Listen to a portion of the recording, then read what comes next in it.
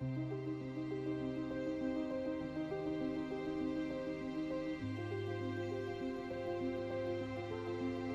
Chinese Historical Society was founded in 1975. The mission is very simple: to discover and to preserve the history of Chinese Americans and to make that history widely known. It was a time when the nation's Asian American movement triggered my interest in Asian American studies and in particular Chinese American history. Reverend Paul Louis, an Asian American activist, Bill Mason, famed as Mr. Los Angeles History, and Paul DeFala, local expert on the 1871 Chinese massacre, got together and organized a symposium that spring. They found lots of like-minded, enthusiastic, and energetic people. And so the first monthly meeting started that September. Our monthly educational programs began in the basement of Cathay Bank before moving to the auditorium of Castelar Elementary School in Chinatown. I was lucky to coordinate the first Southern California Oral History Project. This 8-year project, a collaboration with UCLA, involved collecting 165 oral histories. Afterwards, we produced our first publication, Linking Our Lives. This was the first of many books. We never stopped collecting oral histories. Our yearly Gum Sum Journal records histories of Chinese Americans from all walks of life. Our monthly newsletters include local interest stories.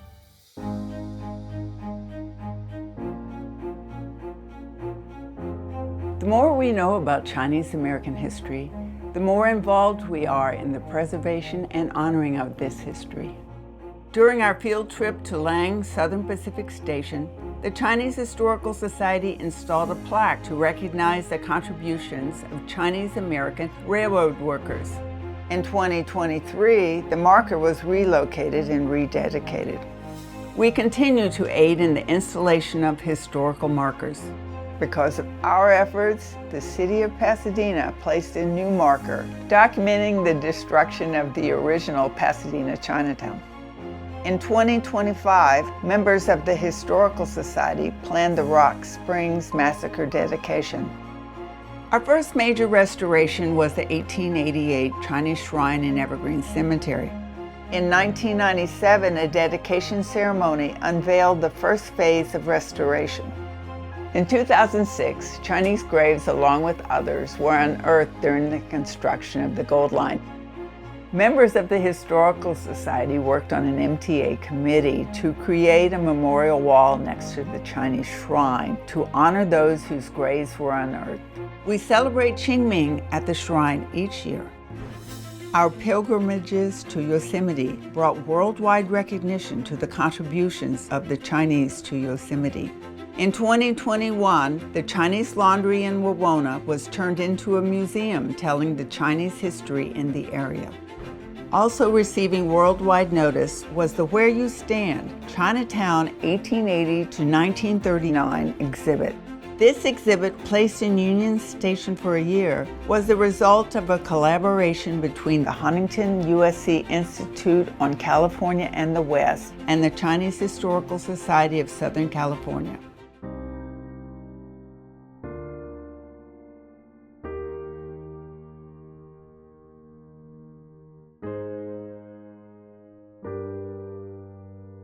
Being a part of the Chinese Historical Society of Southern California has been an enjoyable journey, a lot of fun. I joined the Chinese Historical Society in 1976. Even though I was born here in Chinatown, we lived in South LA and didn't come up that frequently. One of the early efforts was to provide a monthly speakers program. There I got to meet my fellow members. I got to meet people who were involved in the research and study of Chinese American history. I really found a whole new family. I found my community. A large part of that has been about interacting and sharing with our community and with the larger LA community. One of our very first activities was to participate in the Golden Dragon Parade, the Chinese New Year celebration in LA Chinatown. We got to interact with many people in the community. Chinese Chamber of Commerce, the family associations, and many other people within our own community. We shared our mission and our purpose. People got very excited and were very willing to contribute and to help us in learning more about our community. We've been providing walking tours beginning in 1981, LA City's bicentennial. For more than 40 years now, we've been providing walking tours for community groups, for schools, individuals, scholars. The Chinese Historical Society, we are a people organization. One thing that we do is be present and be visible. In addition, we've gone on many field trips to far-off places like Honolulu and Mexicali or the Gold Rush country, but also closer to home are local Chinatowns that are really long forgotten, whether it's Ventura or Oxnard or San Bernardino or Riverside or Rancho Cucamonga. We are really trying to uncover a lot of the buried history of our past.